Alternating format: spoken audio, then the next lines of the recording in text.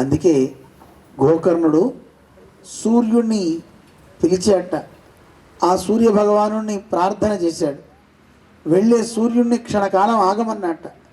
అప్పుడు సూర్యుడు చెప్పాడు, నాయన ప్రేతత్వం గనక ఉంటే, అంటే అనర్థపు చావులు ఎవరైనా ఎవరికైనా కలిగితే అలాంటి వాడికి నరకం పోయి ఉత్తమగతి కలగాలి అంటే భాగవత కథ వినాలి.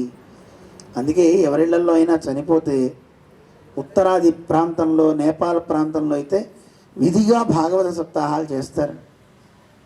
వాళ్ళ ఇళ్లలో ఆ ఫోటో పెట్టేసి కృష్ణుడి ఫోటో కింద పెట్టి ఈ సప్తాహం చేస్తుంటారు. ఎందుకంటే వాళ్ళందరికీ ముక్తిని ఇస్తుంది ఇది అని.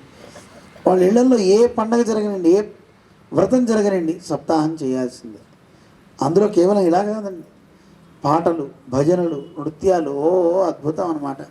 అలా చేస్తారు భాగవత కథని.